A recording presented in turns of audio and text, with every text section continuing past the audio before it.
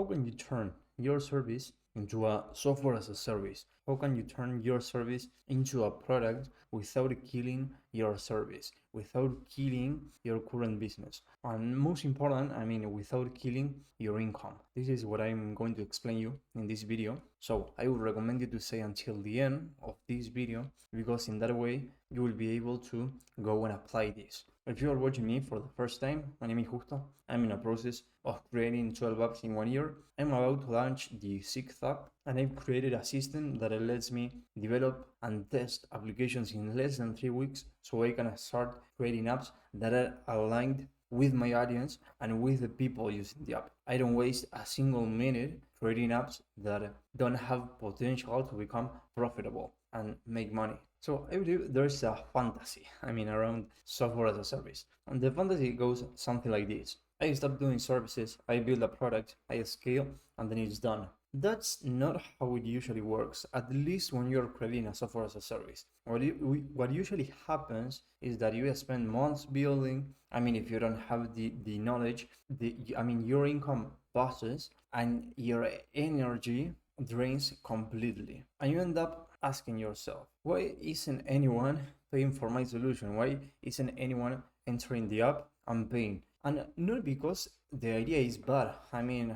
Most of the time, it doesn't have anything to do with the idea. You will see 1,000 apps that have nothing new, and they make money because they have good marketing. So what usually happens is the order was wrong, okay? And that distinction matters more than people think. So the real starting point that almost nobody names is that if you already sell a service, consulting, an agency, operations, a specialized skill, you already solve a real problem, not a hypothetical, not interesting, a problem that people are paying you for.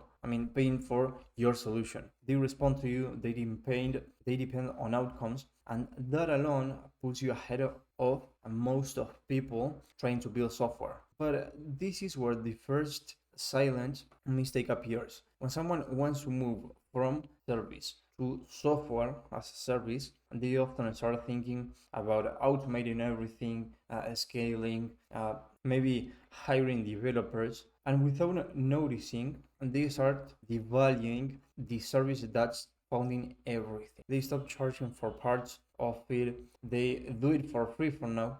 They say this will be the product later. And that's exactly the point where things start to break. Not because charging is the goal, but because not charging creates feedback. And I will explain you why. This is exactly what I learned with my first app, okay? When nobody pays, nobody commits. It's as simple as that. When nobody commits, everything sounds like a good idea until it isn't. So most services don't fail because of demand.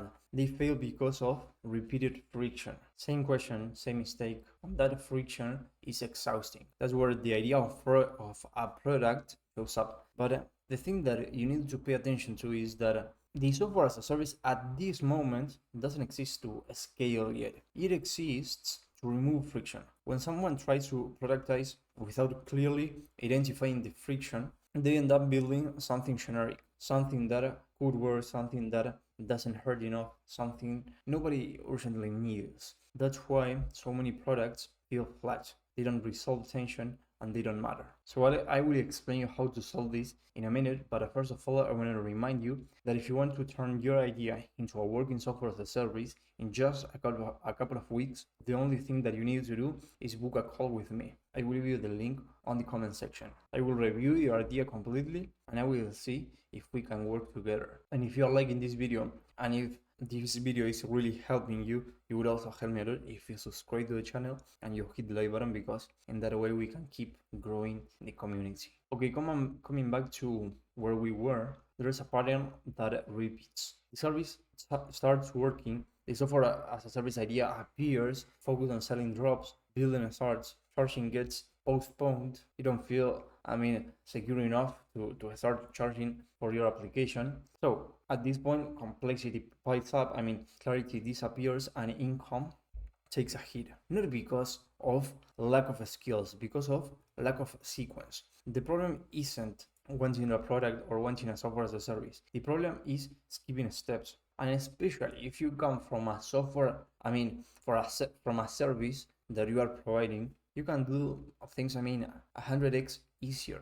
The only thing that you need to do is not avoiding steps, because software as a service doesn't replace a service yet. It compresses it. And if you don't yet know which part of your service creates the most value, there's nothing to compress. So the shift that you need to make is going from how do I turn my service into a software as a service to what decision do I keep making for my clients over and over again that drains your energy completely. Decisions that repeats across clients have clear consequences and have friction or cause friction when taken poorly. A good product doesn't do everything, okay? It does one thing better than the average human consistently. And nowadays, more than ever, because the market is flooded with thousands of products. So if you try to do everything, you don't detach yourself from the competition. So you need to create a very good product with very good marketing and become excellent at a very specific thing. As I was telling you, if you come from a service, the order matters. You start with a service that leads. A system starts to form, then the product supports it, and then the service stops being the bottleneck. So the way in which you can convert your service or part of your service into a product is by using these 3 levels, okay? It's very simple and straightforward. Level 1, you do everything, okay? High price, high involvement, and maximum learning. The product here is invisible. It lives in your thinking, your judgment, and your process. If you don't understand the problem here, no product will fix it later. The level 2, you use the product with the client. The client has a problem and you solve the problem with the product and your client, okay? But the difference here